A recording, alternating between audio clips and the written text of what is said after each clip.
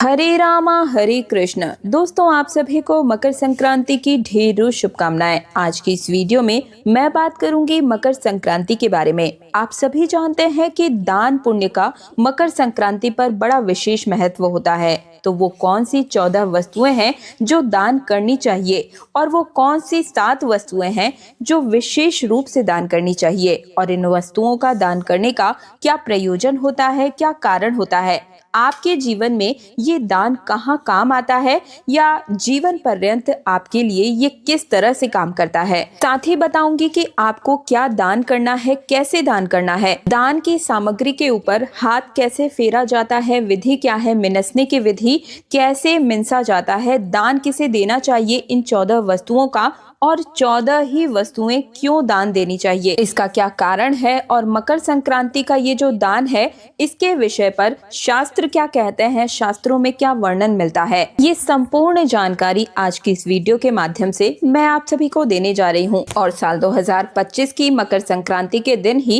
एकादशी पड़ने की वजह से दान पुण्य के कार्यों में किस प्रकार से प्रभाव पड़ेगा, क्या दान करें क्या ना करें, संपूर्ण जानकारी आज की वीडियो में मैं आप सभी को बताने जा रही हूँ। सबसे पहले तो भगवान सूर्य देव की कृपा प्राप्त करने के लिए, मकर संक्रांति का पुण्य अर्जित करने के लिए कमेंट सेक्शन में जय सूर्य देव जरूर ही लिखिए, क्योंकि मकर संक्रांति के दिन ही भगवान सूर्य नारायण मकर राशि में प्रवेश करते हैं। तो अपनी मनवांछित इच्छाओं को पूर्ण करवाने के लिए कमेंट सेक्शन में जय सूर्य देव जरूर ही लिखिएगा। आप सभी जानते हैं कि मकर संक्रांति का जो पर्व है ये पुण्य अर्जित करने के लिए ही बनाया गया है।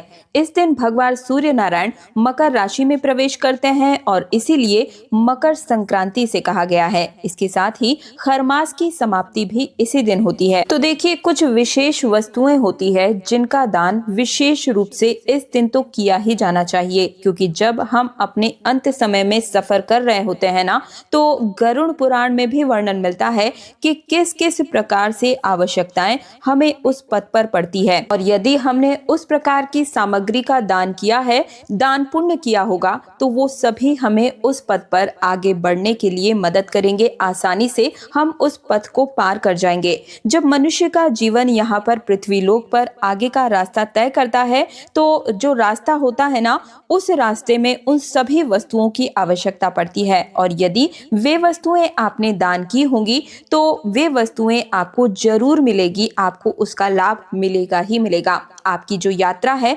अंतिम यात्रा या अंतिम सफर जो है, वो सुगम्य हो जाएगा। इसलिए मकर संक्रांति का दान आपको विशेष रूप से करना ही चाहिए। और कुछ विशेष वस्तुएं हैं जो यहाँ काम आती है, उनका दान भी हमें अवश्य ही करना चाहिए, क्योंकि हम सभी को अन्न और धन दोनों की ही आवश्यकता है।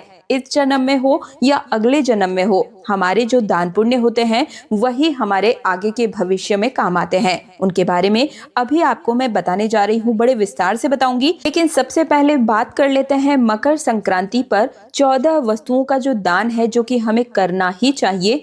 कौन सी है वो 14 वस्तुएं, और यदि आप पहली बार दान कर रहे हैं तब आपको किस दान से शुरू करना चाहिए। तो यदि आपने अभी तक भी सोचा नहीं है कि किस दान से हमें शुरुआत करनी है, तो सबसे पहली जो शुरुआत है वो आपको 14 नारियल या फिर 14 जो सूखे नारियल के गोले होते हैं उनसे दान की शुरुआत करनी चाहिए। 14 गोले आप मार्केट से ला सकते हैं, या फिर 14 जो जटा वाले नारियल होते हैं जो कि पूजा पाठ में भी काम आते हैं, उनसे भी आप शुभ शुरुआत कर सकते हैं। बहुत ही उत्तम माना जाता है।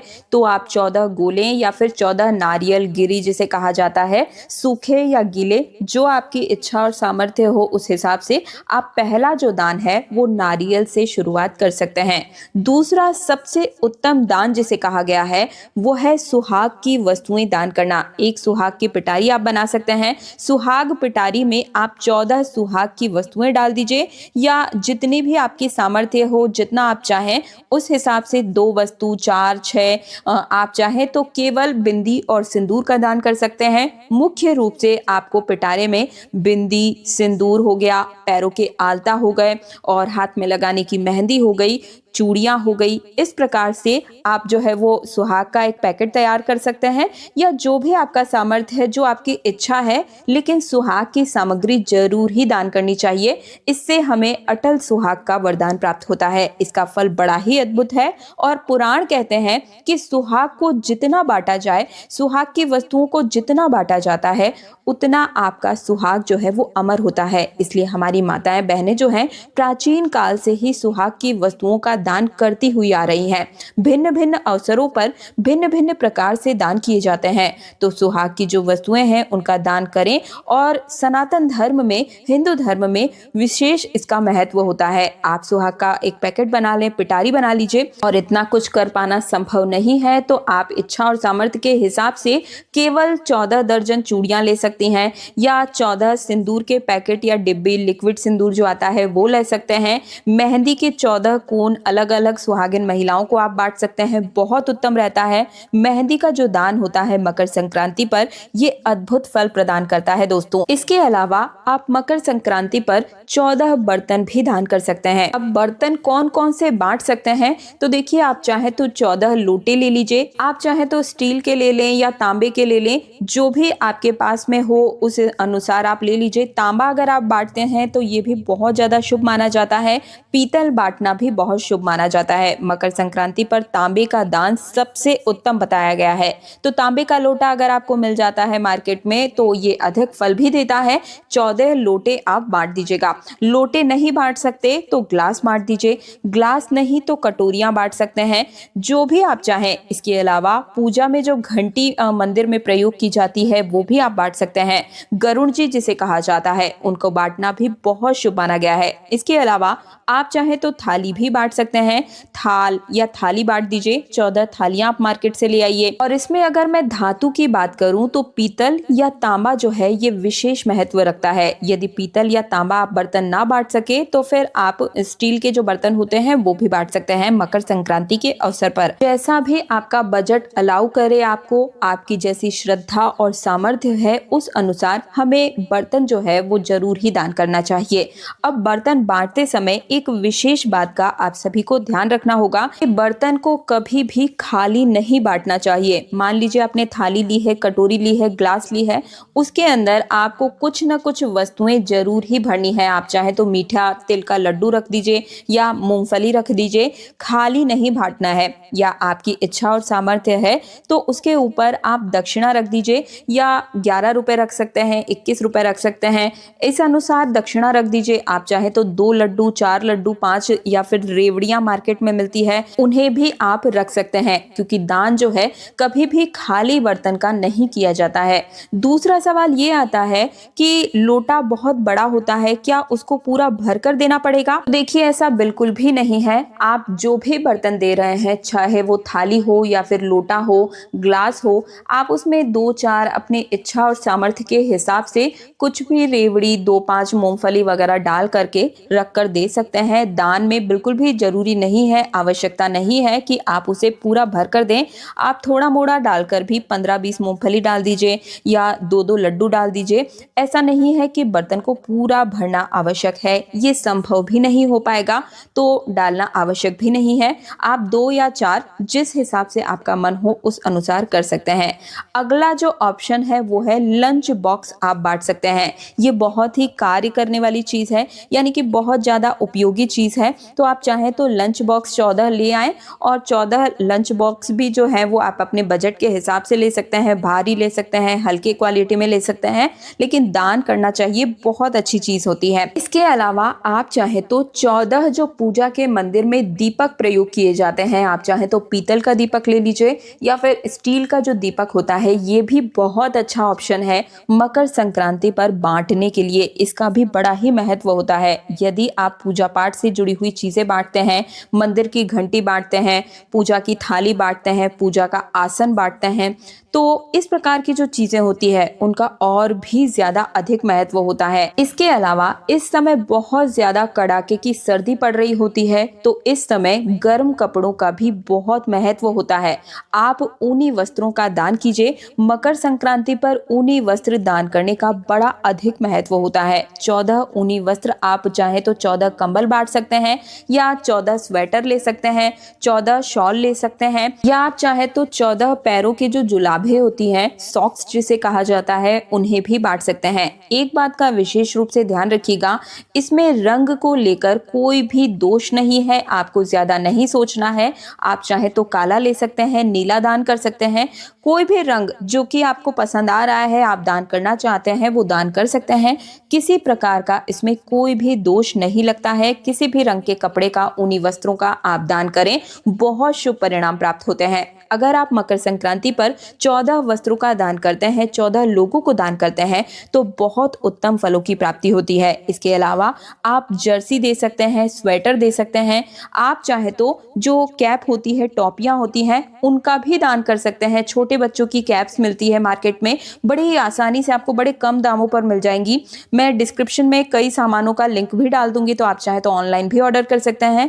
बहुत ही उत्तम फलों की प्राप्ति होती है। ये जो ऊनी वस्त्र हैं, किसी से सर्दी को बचाने का काम कर रहे हैं, ठंड से अगर कोई ठिठुर रहा है, कोई गरीब व्यक्ति है, उन्हें आप कंबल और कपड़े दान करते हैं, तो आप सोच भी नहीं सकते कि उसके मन से कितनी दुआ निकलेगी, और वो सीधे दुआएं आपके ऊपर असर करती है। तो आप चाहे इसके अलावा बेडशीट दान कर सकते हैं, टावल भी दान कर सकते हैं। टावल ना मिले तो सबसे सस्ता आप चाहे तो 14 जो रुमाल होते हैं, उनका भी दान कर सकते हैं। इसके अलावा आपका बजट ज्यादा अलाउ कर रहा है, तो आप 14 साड़ियां या फिर 14 सूट या 14 ब्लाउज पीस का भी दान कर सकते हैं। ब्लाउज पीस भी बहुत अच्छा ऑप्शन होता है। या फिर आप चाहे तो 14 पैंट शर्ट के जो जोड़े होते हैं, पैंट शर्ट के कपड़े आते हैं साड़ी के साथ में, बहुत अच्छा आपका बजट है तो उन्हें दान कर दीजिएगा। 14 जुलाबे जो कि मैंने बताया आपको, मोजे जिसे कहा जाता है, उन्हें भी दान कर सकते हैं। इसके अलावा पूजा की चौकी भी आप दान कर सकते हैं। 14 पूजा के आसन दान कर सकते हैं। इस प्रकार से अगर आप जो दान करते हैं ना दोस्तों, उसका बहुत अधिक पुण्य फल प्राप्त होता है। मकर संक्रांति का जो दिन है, पूरे साल भर में एक बार आता है।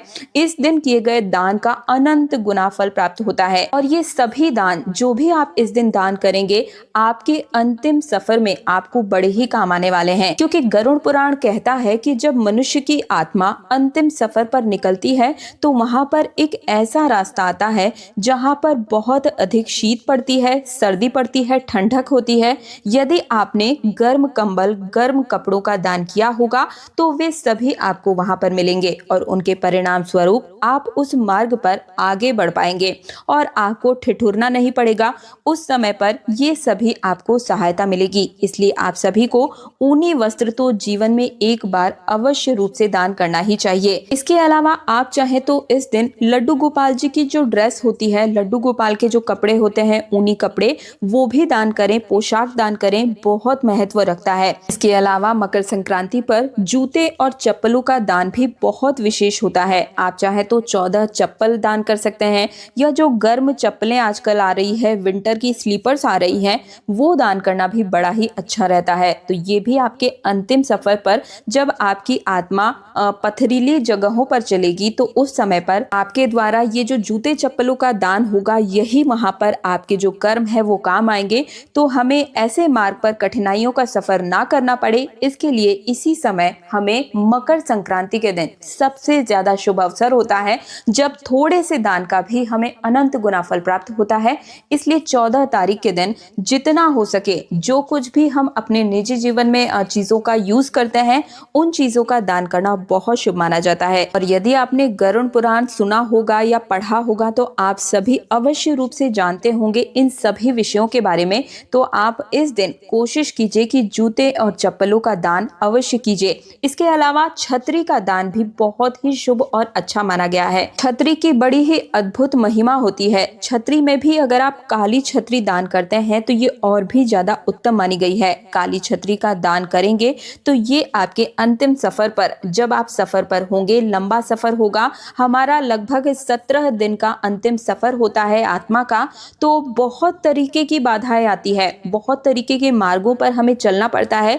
तो ऐसे में ये काली छतरी का दान बहुत ही आपके लिए जो है कारगर सिद्ध होगा, सहायक सिद्ध होगा। देखिए, बड़ा ही अद्भुत विषय होता है ये। इसके लिए मैं आप सभी के लिए एक अलग से वीडियो बनाकर भी लेकर आ जाऊंगी कि जब हमारी जो आत्मा है, मनुष्य की आत्मा अंतिम सफर पर जाती है, तो उसे कहां कहां क्या क्या परेशानियां देखने को मिलती है, किन कष्टों से उसे गुजरना पड़ता है और क्या कुछ दान किया होगा तो वो सफर बड़ी ही आसानी से कट जाए, अलग से आपके लिए वीडियो बनाकर भी बता दूंगी। लेकिन इस दिन आप कोशिश कीजिएगा कि ज्यादा से ज्यादा बढ़ चढ़कर दान कीजिएगा। इसके अलावा आप चाहे तो पानी की बोतल भी दान कर सकते हैं, आप चाहे तो सीपर दान कर दीजिए, ग्लास लोटा दान कर दीजिए। ये सब भी आपके अंतिम सफर पर बहुत काम आएगा, क्योंकि जब हमारी आत्मा अंतिम सफर पर होती है और हमने अगर ग्लास लोटा दान किया होगा और हमें प्यास लगेगी तो हमें जो पानी है वो बड़ी ही आसानी से मिल जाएगा। इसके अलावा इस दिन मोमबत्ती, माचिस का दान या फिर टॉर्च का दान भी बहुत विशेष रखता है, क्योंकि ये वो चीजें हैं जो हमें अंधकार से रोशनी की ओर लेकर जाते हैं, रास्ता दिखाने का काम करते हैं। तो ये भी आपके अंतिम सफर पर बहुत काम आएगी। अगर आपने टॉर्च या फिर मोमबत्ती, माचिस दान की होगी तो आगे का रास्ता आपके लिए तय करने में भी बहुत आसानी होगी। आप भी जल्दी ही अंधकार से रोशनी की ओर पहुंच जाएंगे और दूसरे व्यक्तियों के लिए भी ऐसा दान करना बहुत ही अद्भुत रहता है। आप सभी ने देखा भी होगा कि जब किसी की मृत्यु हो जाती है, मृत्यु के बाद जो दान किया जाता है उसमें भी टॉर्च जो है वो अवश्य रूप से दान किया जाता है। आपको टॉर्च जीवन में अवश्य ही दान करना चाहिए। ना जाने हमारे जीवन के बाद में क्या होगा क्या नहीं होगा, कोई दान करेगा नहीं करेगा, तो जीते जी हमें इन सभी वस्तुओं का दान खुद ही कर लेना चाहिए, ताकि आने वाले रास्ते पर हमें इन सभी चीजों की जब जरूरत पड़े तो सब कुछ हमारे पास में पहले से ही उपलब्ध हो। यूं तो भगवान सबके साथ अच्छा ही करते हैं दोस्तों, परंतु जो दान पुण्य किया जाता है ना, वो इसीलिए किया जाता है ताकि हमारे जीवन का जो सफर है वो आसानी से तय हो जाए और ये जो दान पुण्य है वो हमें आगे की ओर ले जाने में हमारी मदद करे। पुराण कहते हैं कि हमारे द्वारा किए गए जो भी दान पुण्य होते हैं वो कभी भी व्यर्थ नहीं जाते हैं। ये सभी वस्तुएं हमारे इस जीवन में भी काम आती है, मृत्यु के बाद भी काम आती है और अगले जन्म में भी ये हमारे जीवन में काम आती है। इसके अलावा मकर संक्रांति के दिन सप्तधान का दान भी विशेष महत्व रखता है। सप्तधान का दान करने से अन्न और धन की जो कमी है वो ना हमें इस जीवन में होती है, ना अगले जन्म में होती है और ना ही मरने के पश्चात होती है। जो अन्न और धन हम दान करते हैं वो सब हमें अनंत गुना बढ़कर फल के रूप में प्राप्त होता ही होता है। सप्तनाज के दान के बारे में वीडियो हमारे चैनल पर आ चुका है। क्या कुछ आपको दान करना चाहिए, संपूर्ण जानकारी वीडियो में मैंने खुद करके दिखाई है, तो उस वीडियो को भी आप चाहे तो जरूर देख लीजिएगा, चैनल में विजिट करके देख लीजिएगा। मकर संक्रांति के सभी शुभ मुहूर्त पूजा विधियां चैनल पर आ चुकी है, जरूर देखिएगा। और एकादशी के दिन इस बार की मकर संक्रांति पड़ रही है तो चावलों का जो दान है वो बिल्कुल ही निषेध रहेगा, आपको नहीं करना है। और चावल का दान ना कर पाए तो ऐसी स्थिति में आप गुड़ और तिल का दान तो विशेष रूप से कीजिएगा ही कीजिएगा। और माघ के महीने में तिल के दान का कितना विशेष महत्व होता है मैंने माघ की वीडियो में आप सभी को बताया है, सारी महिमा आपको समझा चुकी हूं। अगर आपने नहीं देखी है तो उस वीडियो को भी जरूर देख लीजिएगा। आप सभी से आज्ञा चाहूंगी, मकर संक्रांति की आप सभी को ढेरों शुभकामनाएं। वीडियो को लाइक कीजिएगा, जानकारी पसंद आई है तो कमेंट सेक्शन में जरूर बताइएगा और इस वीडियो को हर एक हिंदू भाई बहन के साथ शेयर करना भी बिल्कुल मत भूलिएगा। चैनल तीज त्योहार और धर्म को सब्सक्राइब करके पास वाले बेल आइकन को जरूर प्रेस कर दीजिएगा। तो मैं दिव्या आप सभी से आज्ञा चाहूंगी। हरे रामा हरे कृष्णा।